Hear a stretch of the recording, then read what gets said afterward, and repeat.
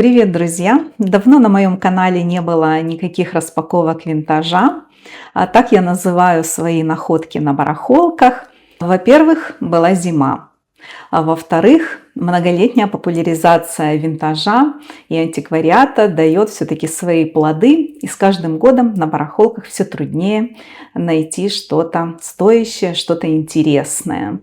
Ну и в-третьих, мне самой интересны украшения любые, не только барахольные истории. Я не люблю на самом деле долго копаться вот в старых вещах. Мне нравятся современные украшения, я создаю украшения. Люблю рассказывать о том, как совмещать современные украшения и винтаж. В общем-то, тот, кто на меня подписан давно, это все знает. Ну а если вы здесь впервые и очень любите украшения, подписывайтесь на канал. Если мой канал не единственный, то таких все-таки очень-очень мало. Начну я сегодняшнее видео не с украшений, а с разных других предметов.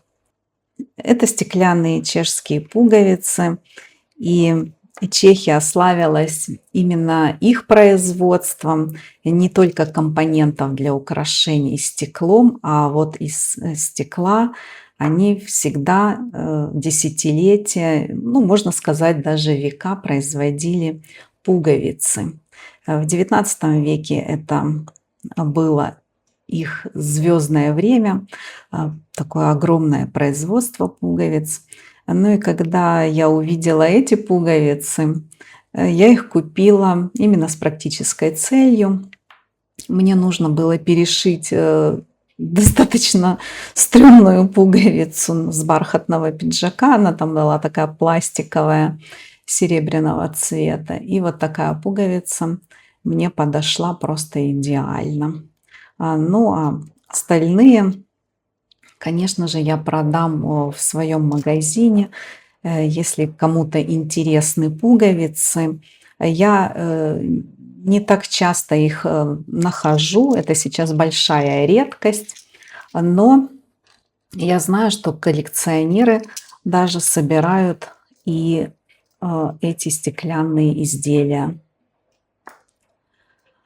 Следующее Следующие изделия винтажные — это флаконы и таблетницы, которые я тоже собираю. Ну и, соответственно, то, что не подходит мне в коллекцию или у меня есть такие предметы, я тоже продаю. Вот такой керамический флакон, греческий. Он не столько винтажный, не столько какой-то ценный, сколько интересный предмет. Я думаю, что они продаются, эти флаконы, в каких-то туристических магазинах. Здесь находились сухие духи. Конечно же, я это все уже вытащила. Они очень старые, и масса такая не слишком приятная, вряд ли кто-то будет ею пользоваться. А как предмет декора для дома, для коллекции, это очень красивая вещь.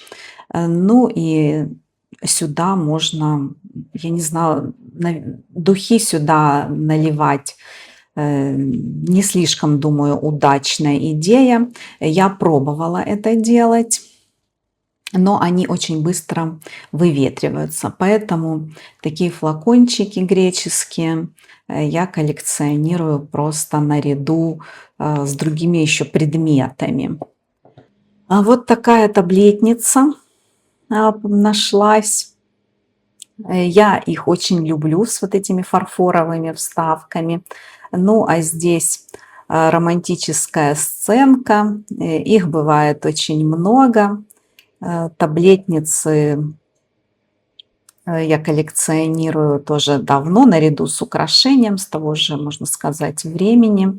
И у меня есть на канале много видео с таблетницами, где я показываю свою коллекцию и то, что я продаю. Еще одна таблетница такого же размера практически, но с перламутровой крышкой. Перламутр состоит из таких вот 9 пластинок. И такую таблетницу похожую я уже когда-то находила, но она была квадратной формы. Я ее продала и потом как-то пожалела, потому что очень красивый перламутр, как вы видите, такой переливается.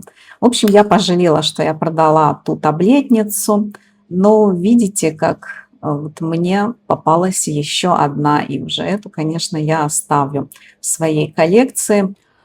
И последние предметы не из области украшений. Это такой набор столовых приборов маленьких для десертов с бакелитовыми ручками. Конечно же, вид у этих приборов уже достаточно такой потрепанный. Я думаю, что это предметы еще довоенного производства, то есть до 40-х годов. На ножах есть клеймо Золинген. Это немецкий знаменитый производитель ножей. И на вилках есть клеймо хром. Но самое главное, что эти бакелитовые ручки придают статусность, вот этот статус коллекционных предметов этим изделиям. Переходим к украшениям. Маленькие крошечные прямо клипсы вишневого цвета, они прямо как выглядят как маленькие вишенки. Я не думаю, что это клипсы очень старые.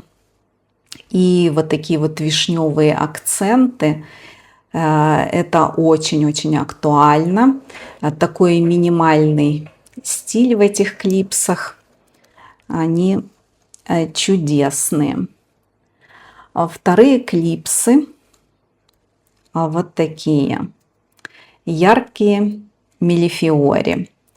Это эмаль синяя, такая вот ультрамариновая, и на ней стеклянные кусочки мелифиори. Я думаю, что это клипсы какие-то венецианские, скорее всего. Не буду это утверждать, но у меня были когда-то несколько пар клипсов, но стеклянных. Ну и, как вы видите, клипсы не одинаковые, то есть рисунок из этих крошечных кусочков мелифиори не одинаков. Клипсы очень веселые. Следующее украшение – антикварная брошка. Это, скорее всего, начало 20 века. Здесь старенький такой S-замок. Эти брошки ценны тем, что тогда еще закрепляли кристаллы как драгоценные камни в крапанах, в лапках вот в этих, как вы видите. То есть они не вклеены, они закреплены.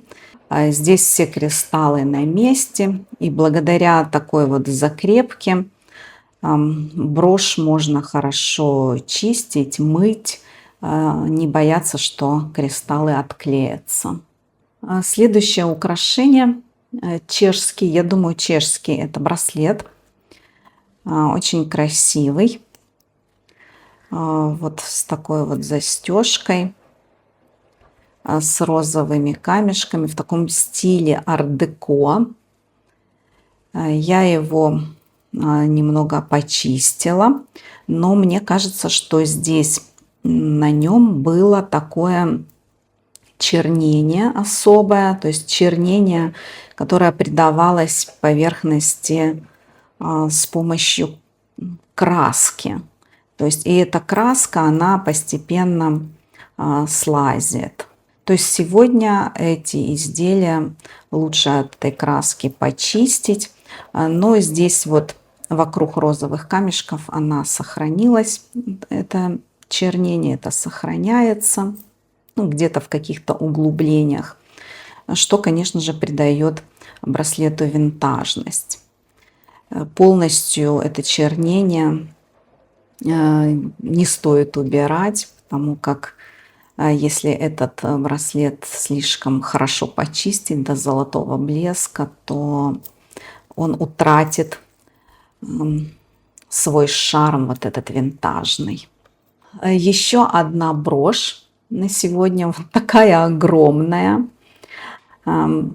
очень интересной формы в виде ордена. Мне всегда нравились броши в виде крестов мальтийских, ну а это вот такая как корона с цветком, напоминающая орден. Здесь сзади есть еще крючок. Честно говоря, я как бы предполагаю, что это для того, чтобы носить эту брошь как кулон, но крючок не замкнутый, и мне кажется, он может упасть с цепи, не знаю. Но брошь с профилем, наверное, Меркурия, вот этого бога с крыльями. У него вот крылышки здесь есть на шлеме, на головном уборе. Не знаю. Ну и стеклянные вставки, конечно, красивые. Очень эффектная брошь, очень большая, крупная, заметная. И последнее украшение, которое я вам покажу, последняя группа украшений, это мужские запонки. Я их часто покупаю, и я считаю, что мужские украшения – это самая классная ниша в украшениях для продавцов. Украшений для мужчин гораздо меньше, чем для женщин существует, но они также любят украшаться, поэтому украшения для мужчин продавать гораздо легче, скажем так. Ну и это украшения, старые такие запонки, видите, они в патине еще.